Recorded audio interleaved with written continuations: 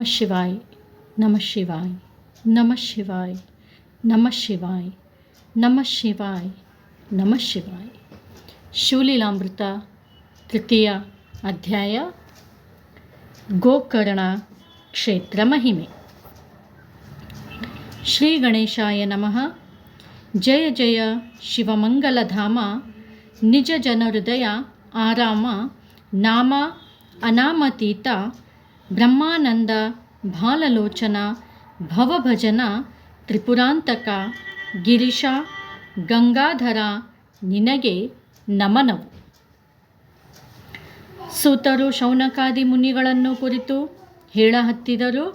ಇಕ್ಷ್ವಾಕು ವಂಶದಲ್ಲಿ ಮಿತ್ರಸಹನೆಂಬ ರಾಜನು ಪ್ರತಾಪಶಾಲಿಯಾಗಿ ರಾಜ್ಯವಾಳುತ್ತಿದ್ದನು.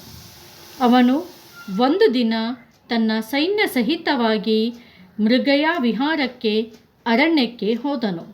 ಅಲ್ಲಿ ಮಹಾಭಯಾನಕವಾದ ಒಬ್ಬ ರಾಕ್ಷಸನು ಕಣ್ಣಿಗೆ ಬಿದ್ದನು. ಕೂಡಲೇ ರಾಜನು ಅವನ ಮೇಲೆ ಬಾಣಗಳ ಮಳೆಯನ್ನು ಸುರಿಸಿ ಆತನನ್ನು ನೆಲಕ್ಕುರುಳಿಸಿದನು. ಅವನ ತಮ್ಮನು ಅಣ್ಣನಿಗಾಗಿ ದುಃಖಿಸಹತ್ತಿದನು. ಮರಣೋನ್ಮುಖನಾದ ರಾಕ್ಷಸನು ಆತನನ್ನು ಕುರಿತು, ನೀನು ನಿಜವಾಗಿ ನನ್ನ ಸಹೋದರನಾಗಿದ್ದರೆ ಇದರ ಸೇಡನ್ನು ತೀರಿಸು ಎಂದು ಹೇಳಿ ಪ್ರಾಣ ಬಿಟ್ಟನು. ಅಸುರನು ಮಾನವ ವೇಷಧಾರಣ ಮಾಡಿಕೊಂಡು ರಾಜಧಾನಿಗೆ ಬಂದನು. ಮಿತ್ರಸಹನಿಗೆ ಭೇಟಿಯಾದನು. ರಾಜ, ನಾನೋರ್ವ ಅಡಿಗೆಯವನು, ಸೂಪಶಾಸ್ತ್ರಗಳಲ್ಲಿ ನಿಪುಣನಿರುವೆನು. ಅನ್ನ ಸಾರುಗಳನ್ನು ಸುವಾಸಯುಕ್ತವಾಗಿ ರುಚಿಕಟ್ಟಾಗಿ ಮಾಡುವೆನು. ದೇವತೆಗಳೂ ಸಹ ನನ್ನ ಅಡುಗೆಯನ್ನು ಅಪೇಕ್ಷೆ ಪಡುವರು ಎಂದು ಹೇಳಿದನು. ರಾಜನು ಅವನಿಗೆ ಅಡಿಗೆಯ ಮನೆಯಲ್ಲಿ ಮುಖ್ಯಾಧಿಕಾರಿಯನ್ನಾಗಿ ನೇಮಿಸಿದನು. ಒಂದು ದಿನ ಪಿತೃತಿಥಿಯು ಬಂದಿತು. ರಾಜನು ವಸಿಷ್ಠ ಋಷಿಗಳನ್ನು ಆಮಂತ್ರಿಸಿದನು. ರಾಕ್ಷಸನು ಊಟದಲ್ಲಿ ಕಪಟ ರೂಪದಿಂದ ನರಮಾಂಸವನ್ನು ಕುದಿಸಿ ತಂದು ಹಾಕಿದನು. ತ್ರಿಕಾಲಜ್ಞಾನಿಯಾದ ವಸಿಷ್ಠ ಮುನಿಗಳು ಕಪಟತನವನ್ನು ತಿಳಿದು ಮಿತ್ರಸಹ ರಾಜನಿಗೆ ಶಾಪ ಕೊಟ್ಟರು. ಹೇ ರಾಜನೇ, ನಾನು ಬ್ರಾಹ್ಮಣನು, ನನಗೆ ನರಮಾಂಸವನ್ನು ಹೇಗೆ ತಂದು ಹಾಕಿಸಿದಿ? ಹೇ ಪಾಪಿಯೇ, ನೀನು ಏನು ಆಹಾರ ದೊರೆಯದ ವನದಲ್ಲಿ ರಾಕ್ಷಸನಾಗಿ ಸಂಚರಿಸುವಂತನಾಗು. ಆ ಮಾತಿಗೆ ರಾಜನು, ನಾನು ಯಾವ ವಿಷಯವನ್ನೂ ಅರಿಯೆನು, ಅಡಿಗೆಯವನನ್ನು ಕರೆದು ಕೇಳುತ್ತೇನೆ ಎಂದು ಅನ್ನುವಷ್ಟರಲ್ಲಿ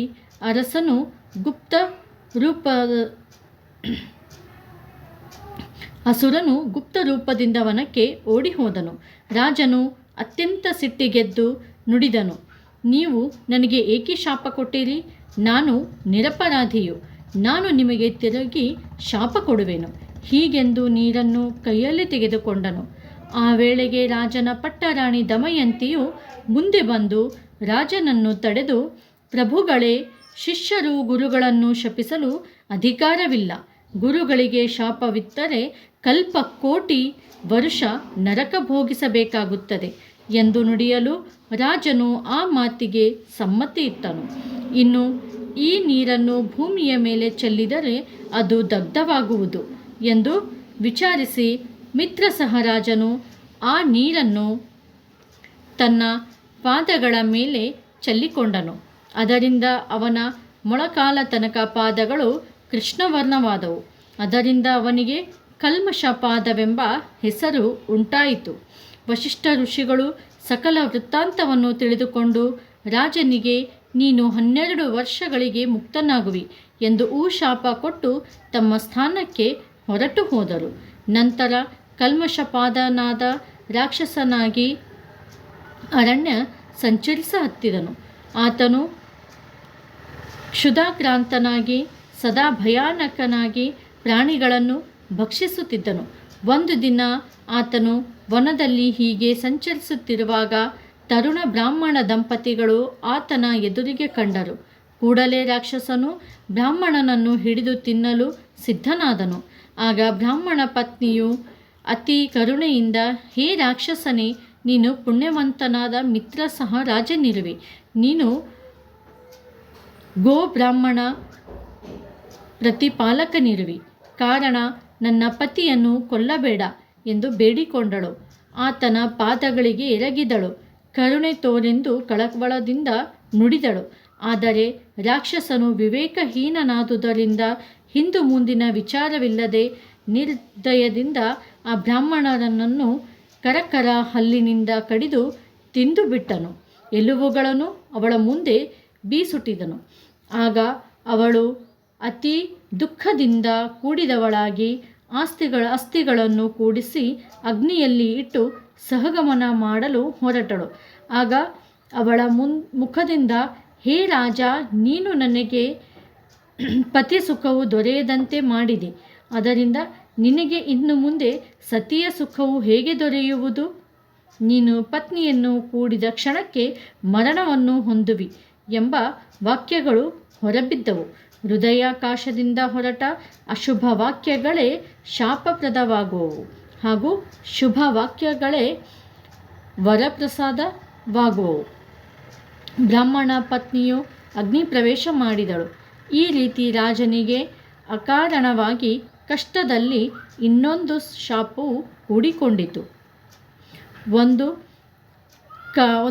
ಪಾಪ ಕಾರ್ಯದಿಂದ ಮತ್ತೊಂದು ಪಾಪವು, ಒಂದು ಪುಣ್ಯ ಕಾರ್ಯದಿಂದ ಮತ್ತೊಂದು ಪುಣ್ಯ ಫಲವು ಜೊತೆಗೂಡಿ ಫಲಿಸುವು.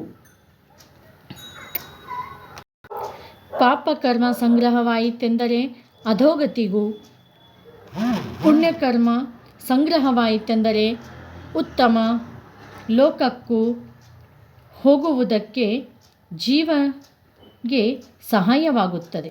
ರಾಜನು 12 ವರ್ಷ ರಾಕ್ಷಸ ಜನ್ಮವನ್ನು ನೀಗಿ ಪುನಃ ರಾಜನಾಗಿ ರಾಜ್ಯಕ್ಕೆ ಬಂದನು. ಆದರೆ ಮಾಡಿದ ಕರ್ಮದ ಗಂಟು ಸತ್ಕರ್ಮವೇ ಇರಲಿ ಅಥವಾ ದುಷ್ಕರ್ಮವೇ ಇರಲಿ, ಅವು ಬೆನ್ನ ಹಿಂದಿನಿಂದಲೇ ಅಲಿಯುತ್ತದೆ. ಬೆನ್ನ ಹಿಂದೆ ಇರುವುದರಿಂದ ಅವನಿಗೆ ಕಾಣುವುದಿಲ್ಲ, ಆದರೆ ಅದು ಅವನಿಗೆ ಮುಂದೆ ಹೋಗಗೊಡದೆ ಕಾಲ್ತೊಡಕಾಗುತ್ತದೆ. ರಾಜನು ಸ್ತ್ರೀ ಸೌಖ್ಯವನ್ನು ಪಡೆಯದಂತಾದನು. ಅವನ ಮುಂದೆ ಘೋರ ರೂಪದಿಂದ ಪಾಪವು ಅಕ್ರಾಳ ವಿಕ್ರಾಳವಾಗಿ ತೋರಹತ್ತಿತು. ಅದರಿಂದ ರಾಜಸುಖವನ್ನು ಅವನು ಅನುಭವಿಸದಂತಾಯಿತು. ವಂಶ ಖಂಡನವಾಯಿತು. ಸ್ತ್ರೀ ಸಂಪರ್ಕವಿಲ್ಲದ್ದರಿಂದ ಮನಸ್ಸು ಉದ್ವಿಗ್ನವಾಯಿತು, ಉದಾಸೀನವಾಯಿತು.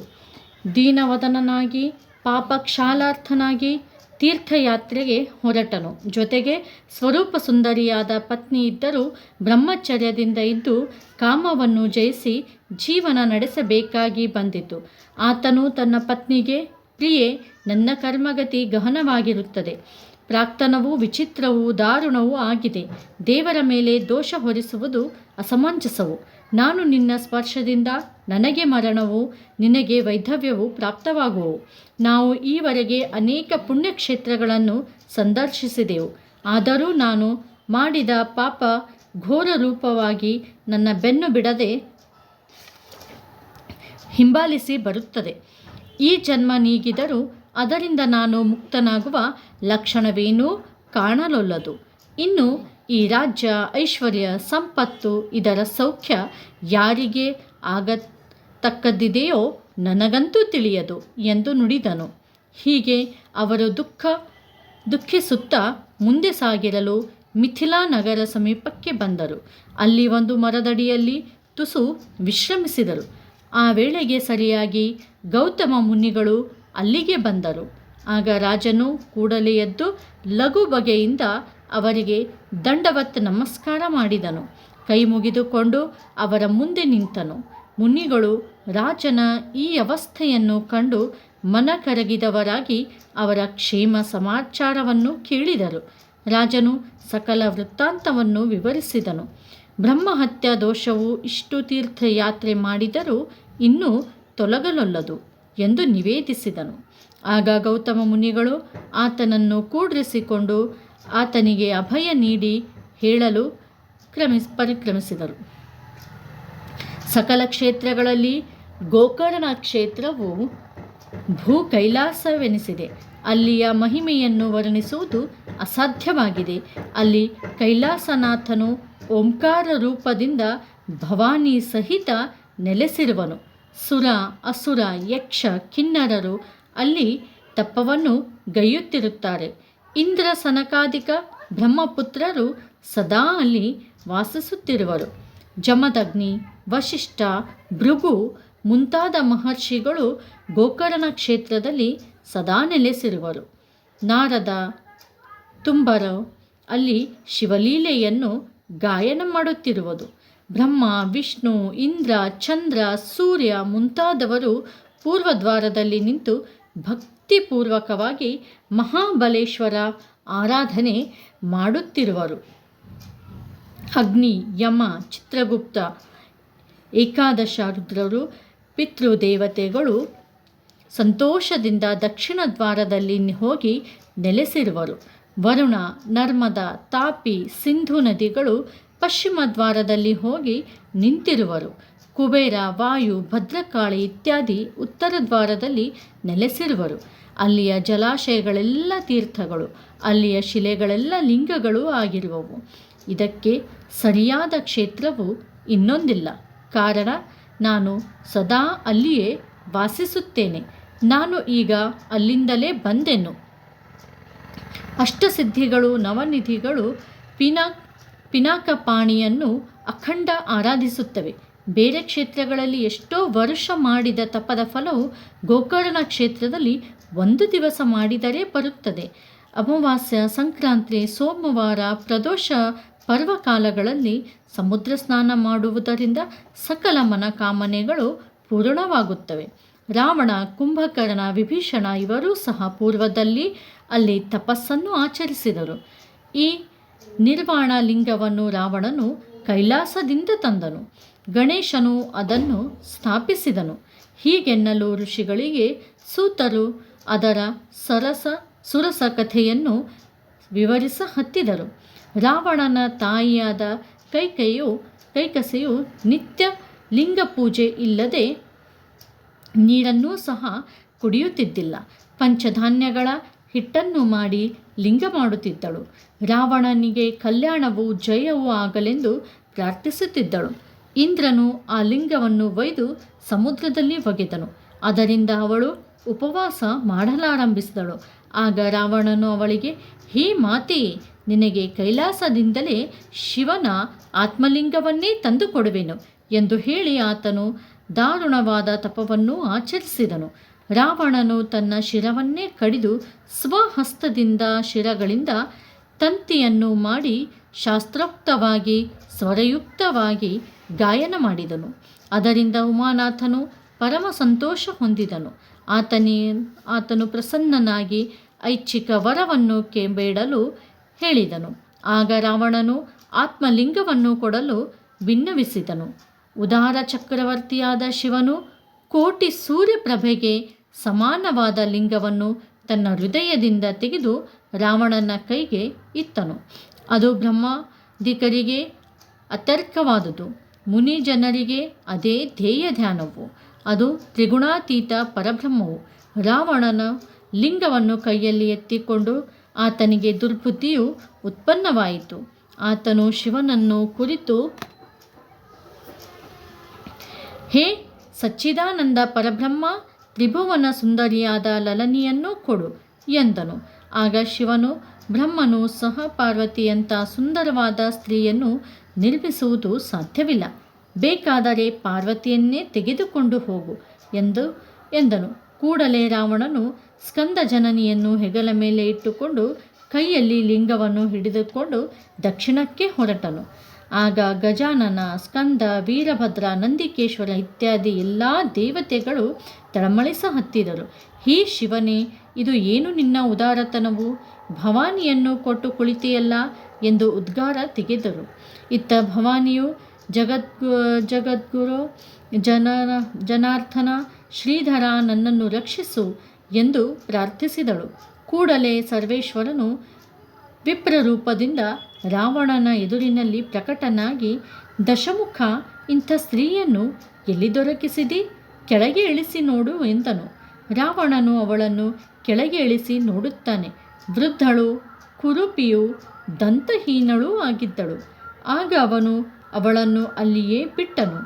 ಆಗ ರಮಾದಮನು ಅವಳನ್ನು ಅಲ್ಲಿಯೇ ಸ್ಥಾಪಿಸಿದನು. ಅವಳೇ ಭದ್ರಕಾಳಿಯು. ರಾವಣನು ಹಾಗೆಯೇ ಮುಂದೆ ಸಾಗಿದನು. ರಾವಣನಿಗೆ ಲಘುಶಂಕೆಗೆ ಅವಸರವಾಯಿತು. ಈಶ್ವರನು ಭೂಮಿಯ ಮೇಲೆ ಲಿಂಗವನ್ನು ಇಡಕೂಡದೆಂದು ಮೊದಲೇ ಸೂಚಿಸಿದ್ದನು. ದೇವತೆಗಳು ಗಣಪತಿಯ ಸ್ತವನ ಮಾಡಿದರು. ಕೂಡಲೇ ಗಣಪತಿಯು ಲಂಕಾನಾಥನ ಮುಂದೆ ಗೋಪಾಲಕನಾಗಿ ನಿಂತನು. ರಾವಣನು ಲಿಂಗವನ್ನು ಹಿಡಿ ಎಂದು ನುಡಿದನು. ಆಗ ಬಾಲನ ವೇಷದ ವಟುವು, ಹೇ ಲಂಕಾಪತಿ, ನನ್ನ ಆಕಳುಗಳು ಅಡವಿಯಲ್ಲಿ ಸಂಚರಿಸುತ್ತಿರುವವು. ನಿನ್ನ ಮೂತ್ರ ವಿಸರ್ಜನೆಗೆ ವೇಳೆ ಹತ್ತುವುದು. ಆದರೂ ನಾನು ನಿನ್ನನ್ನು 3 ಸಾರಿ ಕೂಗುವೆನು. ನೀನು ಬಾರದಿದ್ದರೆ ನಾನು ಭೂಮಿಯ ಮೇಲೆ ಇಟ್ಟು ಹೊರಟು ಹೋಗುವೆನು ಎಂದು ನುಡಿದನು. ಆ ಮಾತಿಗೆ ರಾವಣನು ಒಪ್ಪಿ ಲಿಂಗವನ್ನು ಗಣಪತಿಯ ಕೈಯಲ್ಲಿ ಕೊಟ್ಟನು. ರಾವಣನು ತುಸು ದೂರದಲ್ಲಿ ಹೋಗಿ ಏಕಾಂತ ಸ್ಥಳದಲ್ಲಿ ಲಘುಶಂಕೆಗೆ ಕುಳಿತನು. ಆಗ ಕ್ಷಣಕಾಲ ತಡೆದು ಗಜಾನನ, ನನ್ನ ಆಕಳು ದೂರ ಹೋದವು, ಬೇಗ ಬಾ ಎಂದು ಒದರಿದನು. ರಾವಣನು ಮಾತನಾಡದೆ ತಡೆಯಲು ಸಜ್ಞೆ ಮಾಡಿದನು. ಇನ್ನೊಂದು ಗಳಿಗೆ ತಡೆದು ಗಜಾನನನು ಮತ್ತೆ ರಾವಣನನ್ನು ಕೂಗಿ ಕರೆದನು. ರಾವಣನನು ಎದ್ದು ಬರಲಿಲ್ಲ. ಆತನ ಮೂತ್ರ ವಿಸರ್ಜನೆಯು ಇನ್ನೂ ಪೂರ್ಣ ಆಗಿರಲಿಲ್ಲ. ಪುನಃ ಏಕದಂತನು, ನಿನ್ನ ಲಿಂಗವನ್ನು ನೀನು ನೋಡಿಕೊ ಎಂದು ಹೇಳಿ ಭೂಮಿಯ ಮೇಲೆ ಲಿಂಗವನ್ನು ಸ್ಥಾಪಿಸಿದನು. ಆ ದಿವ್ಯ ಲಿಂಗವು ಪೃಥ್ವಿಯ ಕೂಡ ಅಭಂಗವಾಯಿತು. ರಾವಣನು ಧಾವಿಸಿ ಬಂದನು. ಕ್ರೋಧ ಸಂತೃಪ್ತನಾಗಿ ಮಹಾಬಲವನ್ನು ಹಾಕಿ ಲಿಂಗವನ್ನು ಭೂಮಿಯಿಂದ ಕಿತ್ತಲು ಪ್ರಯತ್ನಿಸಿದನು. ಆದರೆ ಲಿಂಗವು ಭೂಮಿಯಿಂದ ಹೊರಗೆ ಬರಲಿಲ್ಲ. ಆದರೆ ಅದು ಆಕಳ ಕಿವಿಯ ಆಕಾರ ಹೊಂದಿತು. ಕಾರಣ ಗೋಕರ್ಣನೆಂಬ ಹೆಸರು ಬಂದಿದೆ. ಗಜಾನನನು ಅಲ್ಲಿಯೇ ಗುಪ್ತನಾದನು. ರಾವಣನು ಆಗ ಅಲ್ಲಿಯೇ ಲಿಂಗ ಪೂಜೆಯನ್ನು ಮಾಡಿದನು. ಗೋಕರ್ಣ ಮಹಾಬಲೇಶ್ವರ ಎಂಬ ನಾಮವು ಆ ಲಿಂಗಕ್ಕೆ ಪ್ರಾಪ್ತವಾಯಿತು. ಮುಂದೆ ರಾವಣನು ಅಲ್ಲಿಯೇ ತಪವನ್ನಾಚರಿಸಿದನು. ಆ ಬಲದಿಂದ ದೇವತೆಗಳನ್ನು ಗೆದ್ದನು. ಸಕಲ ಐಶ್ವರ್ಯವನ್ನು ದೊರಕಿಸಿದನು. ಮಾಯಾಸುರನು ತನ್ನ ಸುಂದರ ಕನ್ಯೆಯಾದ ಮಂಡೋದರಿಯನ್ನು ಕನ್ಯಾದಾನ ಮಾಡಿಕೊಟ್ಟನು. ರಾಜ್ಯೋತ್ತಮನೇ, ಹೀಗೆ ಗೋಕರ್ಣದ ಮಹಿಮೆಯು ಅತಿ ದೊಡ್ಡದಾಗಿದೆ. ಮಿಥಿಲೇಶ್ವರನ ಯಾಗ ನಿಮಿತ್ತವಾಗಿ ನಾವು ತ್ವರೆಯಿಂದ ಬರುತ್ತಿರುವಾಗ ಅದ್ಭುತವಾದ ಸಂಗತಿಯು ವರ್ತಿಸಿತು. ಆ ಕಥೆಯನ್ನು ನಿನಗೆ ಹೇಳುವೆನು, ಕೇಳು. ನಾವೆಲ್ಲರೂ ಒಂದು ಆಲದ ಮರದ ಕೆಳಗೆ ಕುಳಿತಿದ್ದೆವು. ಆಗ ಮಂಗಲ ಅಪವಿತ್ರ ಚಾಂಡಾಲಿನಿಯನ್ನು ಕಂಡೆವು. ಅವಳು ಸರ್ವ ರೋಗವೇಷ್ಟಿತಳಾಗಿದ್ದಳು. ಜನ್ಮಾಂಧಳು, ಕುಷ್ಠಿಯೂ ಇದ್ದಳು. ಸರ್ವಾಂಗದಿಂದ ಕಿವು ರಕ್ತ ಸೋರುತ್ತಿತ್ತು. ಅವಳ ಮರಣ ಕಾಲವು ಸಮೀಪಿಸಿತು. ನಾವು ಮೇಲೆ ನೋಡುವಷ್ಟರಲ್ಲಿ ಶಿವದೂತರು ಬಂದು ದಿವ್ಯ ವಿಮಾನದಲ್ಲಿ ಅವಳನ್ನು ಕೂಡಿಸಿಕೊಂಡು ಹೊರಟರು. ಆಗ ನಾವು ಶಿವದೂತರನ್ನು ವಿಚಾರಿಸಿದೆವು, ಇಂಥ ಪಾಪಿಯನ್ನು ವಿಮಾನದಲ್ಲಿ ಹೇಗೆ ಕೂಡಿಸಿಕೊಂಡು ಹೋಗುತ್ತಿರುವಿರಿ ಎಂದು ಕೇಳಿದೆವು. ಆಗ ಅವರು ಹೇಳಹತ್ತಿದರು, ಹೇ ಮುನಿಯೇ, ಪೂರ್ವಜನ್ಮದಲ್ಲಿ ಇವಳು ಕೇಶಯ ನಾಮದ ಬ್ರಾಹ್ಮಣ ಪುತ್ರಿ ಸುಮಿತ್ರ ಎಂಬುವಳಾಗಿದ್ದಳು. ಬಾಲ್ಯದಲ್ಲಿಯೇ ಇವಳು ವಿಧವೆಯಾಗಿದ್ದಳು. ಇವಳು ಪರಮ ಸುಂದರಿಯಾಗಿದ್ದಳು. ತಾರುಣ್ಯ ಮದದಿಂದ ಸರ್ವಧರ್ಮವನ್ನು ತ್ಯಜಿಸಿದಳು. ಜಾರ ಕರ್ಮವನ್ನು ಆಚರಿಸಹತ್ತಿದಳು. ಜನರು ನಿಂದೆ ಮಾಡುತ್ತಿರುವರು. ತಂದೆಯು ಅವಳನ್ನು ಮನೆ ಬಿಟ್ಟು ಹೊರಗೆ ಹಾಕಿದನು. ಆಗ ಅವಳು ಶ್ರೀಮಂತ ಶೂದ್ರನೊಬ್ಬನ ಮನೆ ಸೇರಿದಳು. ಮದ್ಯ ಮಾಂಸ ಸೇವಿಸಹತ್ತಿದಳು. ಒಂದು ದಿನ ಮದ್ಯದ ನಶೆಯಲ್ಲಿ ಕುರಿಯೆಂದು ಆಕಳ ಕರುವನ್ನೇ ಕಡಿದು ಭಕ್ಷಿಸಿದಳು. ಸುದ್ದಿ ಬಂದ ಮೇಲೆ ಶಿವ ಎಂದು ನುಡಿದಳು. ವ್ಯಾಘ್ರವು ಗೋವತ್ಸವನ್ನು ತಿಂದಿತ್ತೆಂದು ಜನರಲ್ಲಿ ಪ್ರಕಟಗೊಳಿಸಿದಳು. ಅವಳಿಗೆ ಮರಣವು ಪ್ರಾಪ್ತವಾಯಿತು. ಯಮದೂತರು ಅವಳನ್ನು ಹೊಡೆಯುತ್ತಾ ಕುಂಭಿಪಾಕ ನರದಲ್ಲಿ ಒಯ್ದು ಒಗೆದರು. ನಾನಾ ಯಾತನೆಗಳನ್ನು ಅನುಭವಿಸಲು ಹಚ್ಚಿದರು. ಮುಂದೆ ಚಾಂಡಾಲ ಯೋನಿಯಲ್ಲಿ ಹುಟ್ಟು ಕುರುಡಳಾಗಿ ಜನ್ಮ ತಾಳಿದಳು. ನಾಯಿಯ ಎಂಜಲನ್ನು ತಿನ್ನುತ್ತಾ ಹೊರಳಾಡುತ್ತಿದ್ದಳು. ತಂದೆ ತಾಯಿಗಳು ಮರಣ ಹೊಂದಲು ಬಂಧುಗಳು ಮನೆಯಿಂದ ಇವಳನ್ನು ಹೊರಗೆ ಹಾಕಿದರು. ಇವಳು ಕೈಯಲ್ಲಿ ಕೋಲು ಹಿಡಿದುಕೊಂಡು ಊರೂರು ತಿರುಗುತ್ತಾ ನಡೆದಳು. ಶಿವರಾತ್ರಿ ಪರ್ವಕಾಲವಿದ್ದುದರಿಂದ ಜನರು ತಂಡವಾಗಿ ಗೋಕರ್ಣಕ್ಕೆ ಹೊರಟಿದ್ದರು. ಅವರ ಜೊತೆಗೆ ಈ ದುರಾಚಾರಿ ಚಾಂಡಾಳಿಯು ಹೊರಟಳು. ಗೋಕರ್ಣಕ್ಕೆ ಬಂದು ತಲುಪಿದಳು. ಭದ್ರಕಾಳಿ ದೇವಿಯ ಗುಡಿಯ ಹತ್ತಿರ ಬಂದು ಕುಳಿತಳು. ನಾನು ಬಹಳ ಪಾಪಿ ಇರುವೆ, ಅನ್ನ ನೀಡಿ ಎಂದು ಬೇಡಿಕೊಳ್ಳುವಳು. ಕೈಯನ್ನು ಮುಂದೆ ಚಾಚುವಳು. ಭಕ್ತ ಜನರು ಅಂದು ಉಪವಾಸವಿದ್ದುದರಿಂದ ಕೈಯಲ್ಲಿ ಬೇಲಪತ್ರಿಯನ್ನು ಚೆಲ್ಲುತ್ತಿದ್ದರು. ಅವಳು ಅದನ್ನು ಮೂಸಿ ನೋಡಿ ತಿನ್ನುವ ಪದಾರ್ಥವಲ್ಲವೆಂದು ತಿಳಿದು ಬೀಸಿ ಒಗೆಯುವಳು. ಅದು ಹತ್ತಿರವಿದ್ದ ಶಿವಲಿಂಗವೊಂದರ ಮೇಲೆ ಹೋಗಿ ಬೀಳುತ್ತಿತ್ತು. ಶಿವಭಕ್ತರ ಜೊತೆಗೆ ಜಾಗರಣೆಯೂ ಉಪವಾಸವೂ ಘಟಿಸಿತು. ಹಿಂದಿನ ಜನ್ಮದಲ್ಲಿ ಶಿವ ಎಂದು ಉಚ್ಚರಿಸಿದ ಪುಣ್ಯದಿಂದ ಶಿವನಾಮ ಗರ್ಜನೆಯು ಕಿವಿಗೆ ಬಿದ್ದಿತು. ಇಷ್ಟು ಪುಣ್ಯದ ಮೂಲಕ ಅವಳ ಪಾಪವೆಲ್ಲ ನಶಿಸಿ ಹೋಯಿತು. ಅವಳಿಗೆ ದಿವ್ಯ ದೇಹ ಪ್ರಾಪ್ತವಾಯಿತು. ಹೀಗೆ ಗೌತಮರು ರಾಜನಿಗೆ ಹೇಳಿದರು. ರಾಜನು ತೀವ್ರ ಗೋಕರ್ಣ ಕ್ಷೇತ್ರಕ್ಕೆ ಹೋಗಿ ತಾನು ಬ್ರಹ್ಮಹತ್ಯ ಪಾಪದಿಂದ ಮುಕ್ತನಾಗಿ ಸುಖಿಯಾದನು. ಕೊನೆಗೆ ಮಿತ್ರ ಸಹ ರಾಜನು